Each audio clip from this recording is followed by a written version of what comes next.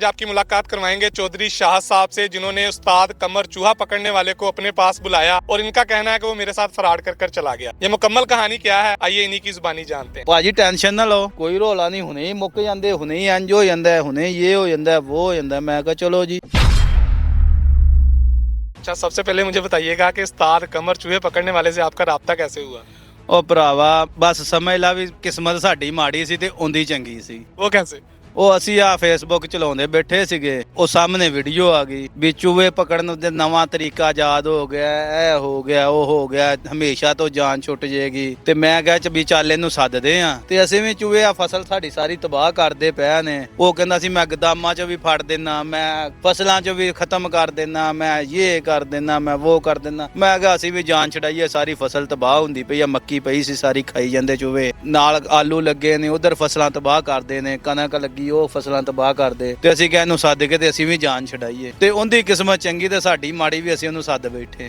फिर क्या हुआ? ਫੇਰ ਕੀ ਉਹਨੂੰ ਫੋਨ ਕੀਤਾ ਭਰਾਵਾ, ਫੋਨ ਕੀਤਾ ਤੇ ਉਹ ਆ ਗਿਆ 2 ਦਿਨਾਂ ਬਾਅਦ। ਆ ਕੇ ਉਹਨੇ ਵੇਖਿਆ, ਉਹਨੂੰ ਅਸੀਂ ਕਿਹਾ ਵੀ ਤੂੰ ਇੰਜ ਕਰ, ਇਹ ਰਕਬਾ ਵਾ ਤੇ ਇੱਥੇ। ਮੈਂ ਕਿਹਾ ਚਲੋ ਹੋਰ ਨਹੀਂ ਕੁਛ ਬਹੁਤਾ ਨਹੀਂ, ਤੇ ਤੂੰ ਆ ਸਾਡੇ ਇੱਥੇ ਮੱਕੀ ਦੇ ਲਾਗੇ ਤੇ ਜਿਹੜੀ ਜਾਨ ਹੈ ਇਹ ਤੇ ਛਡਾਣਾ। ਭਾਜੀ ਟੈਨਸ਼ਨ ਨਾ ਲਓ, ਕੋਈ ਰੋਲਾ ਨਹੀਂ, ਹੁਣੇ ਹੀ ਮੁੱਕ ਜਾਂਦੇ, ਹੁਣੇ ਹੀ ਇੰਜ ਹੋ ਜਾਂਦਾ, ਹੁਣੇ ਇਹ ਹੋ ਜਾਂਦਾ, ਉਹ ਹੋ ਜਾਂਦਾ। ਮੈਂ ਕਿਹਾ ਚਲੋ ਜੀ ਲਓ, ਮੈਂ ਵੀ ਬੜਾ, ਮੈਂ ਕਿਹਾ ਵੀ ਅੱਜ ਅਸੀਂ ਵੀ ਵੇਖਨੇ ਵੀ ਕਿਹੜਾ ਨਵਾਂ ਫਾਰਮੂਲਾ ਆ ਗਿਆ।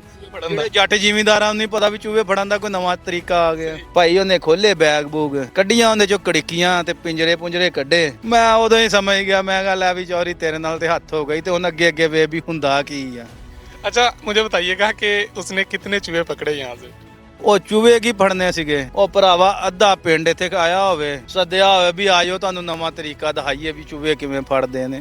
ਇੱਥੇ ਕੋਈ ਡਰਾਮਾ ਇੱਕ ਲੱਗਾ, ਉਹਨੇ ਭਾਈ ਇੱਥੇ ਕੋਈ ਪਿੰਜਰੇ ਕੋ, ਉਹ ਉੱਥੇ ਪਿੰਜਰਾ ਲਾ ਕੋ, ਉਹ ਉੱਥੇ ਕੜਿੱਕੀ ਲਾ। ਉਹ ਮੈਂ ਉਹਨੂੰ ਕਿਹਾ, ਮੈਂ ਕਿਹਾ ਭਰਾਵਾ ਬਾਹਰ ਆ ਜਾ, ਕਿਤੇ ਆਪ ਹੀ ਨਾ ਵਿੱਚ ਫਸ ਜੀ, ਤੇਰੀ ਵੀ ਮੈਂ ਕਿਹਾ ਚੂਹੇ ਵਰਗੀ ਸ਼ਕਲ ਆ। अच्छा, पिंजरे के अंदर उसने क्या कोई मेडिसिन रखी थी या क्या, किस तरह पकड़ता था वो? ਉਹ ਕੁਛ ਵੀ ਨਹੀਂ ਹੋਏ ਭਰਾਵਾ, ਆ ਘਰ ਨਹੀਂ ਆਪਾਂ ਰੱਖੀਦਾ ਸੇਬ ਨੂੰ ਤੇ ਜਾਂ ਕਿਸੇ ਸ਼ੈ ਨੂੰ, ਅਮਰੂਦ ਨੂੰ, ਜਾਂ ਕਿ ਇਹੋ ਜੀ ਸ਼ੈ ਨੂੰ ਦਵਾਈ ਲਾ ਕੇ ਰੱਖ ਦੇਈਦੀ ਆ ਤੇ ਚੂਹੇ ਨੇ ਆਉਣਾ ਤੇ ਖਾ ਲੈਣੀ। ਤੇ ਉਹ ਉਹਨੇ ਰੱਖਿਆ। ਉਹ ਮੈਂ ਕਿਹਾ ਤੇਰਾ ਦਿਮਾਗ ਖਰਾਬ ਆ, ਜਿਹਨੂੰ ਮੱਕੀ ਐਡੀ ਦਿਸ ਪਈ ਖੁੱਲੀ ਖਾਣ ਨੂੰ, ਉਹ ਤੇਰੇ ਪਿੰਜਰੇ ਜਾ ਕੇ ਆ ਡੱਕਰੀ ਨੂੰ ਮੂੰਹ ਮਾਰੇਗਾ।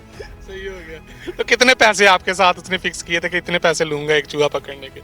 ਉਹ ਭਰਾਵਾ ਪੈਸੇ ਤੇ ਉਹਨੇ ਕੋਈ ਨਹੀਂ ਸੀ ਫਿਕਸ ਕੀਤੇ। ਫੇਸਬੁੱਕ ਤੇ ਜਿਹੜੀ ਵੀਡੀਓ ਵੇਖੀ ਸੀ ਉਹਤੇ ਤੇ ਉਹ 50-60 ਰੁਪਏ ਕਹਿ ਰਿਹਾ ਸੀਗਾ। ਇੱਥੇ ਆ ਕੇ ਤੇ ਕਹਿੰਦਾ ਮੈਂ 90 ਰੁਪਏ ਲਾਂਗਾ। अच्छा, रेट बढ़ा दिया। ਰੇਟ ਵਧਾਤਾ। ਉਹ ਮੈਂ ਉਹਨੂੰ ਕਿਹਾ, ਮੈਂ ਕਿਹਾ ਤੂੰ 90 ਹੀ ਲਈ। ਉਹ ਕੱਢ ਤੇ ਸਹੀ, ਤੇਰੇ ਕੋਲ ਕਿਹੜੀ ਬਲਾ ਏ। ਉਹ ਲੋਕੀ ਵੇਖਣ ਆਏ ਖੜੋਤੇ ਵੀ ਕੀ ਬਣਿਆ, ਕੋਈ ਕੈਮਰਾ, ਕੋਈ ਮੋਬਾਈਲ, ਕੋਈ ਕੁਛ ਚੁੱਕੀ ਫਿਰੇ। ਅਸੀਂ ਸਮਝਿਆ ਵੀ ਜਿਸ ਤਰ੍ਹਾਂ ਤਿੱਤਰ ਬਟੇਰਾਂ ਦਾ ਸ਼ਿਕਾਰ ਸ਼ਕੂਰ ਨਹੀਂ ਕਰਦੇ, ਪਿੰਜਰੇ ਪੁੰਜਰੇ ਲਾ ਕੇ ਤੇ ਜਾਲ ਲਾ ਕੇ, ਕੋਈ ਇਸ ਤਰ੍ਹਾਂ ਦਾ ਸਿਸਟਮ ਹੋਏਗਾ। ਕਿਤੇ ਇੱਕ ਪਾਸਿਓਂ ਲਾਉਣਗੇ, ਦੂਜੇ ਪਾਸੇ ਨੂੰ ਟੁਰੇ ਜਾਣਗੇ ਤੇ ਉਹਦੇ ਵਿੱਚ ਕਰਕੇ ਤੇ ਲੈ ਜਾਣਗੇ, ਕੱਢ ਕੇ ਕੜਿੱਕੀਆਂ ਜੀਆਂ ਤੇ ਬਹਿ ਗਿਆ। ਮੈਂ ਕਿਹਾ ਲੈ ਵੀ ਆਹ ਕੰਮ, ਮੈਂ ਕਿਹਾ ਵਾਧੂ। ਉਹ कितने पैसे लेकर गया? ਪੈਸੇ ਯਾਰ ਉਹਨੇ ਕੀ, ਉਹਨੇ ਫੜੇ ਕਿ ਹੁੰਦੇ ਤੇ ਪੈਸੇ ਹੁੰਦੇ, ਉਹਨੇ ਫੜੇ 2-3 ਮਸਾਂ। ਹੁਣ ਉਹ ਮੂੰਹ ਵਾਲੇ ਵੇਖੇ। ਉਹ ਮੈਂ ਕਿਹਾ ਵੀ ਹੁਣ ਤੂੰ ਨਾ ਜਾ।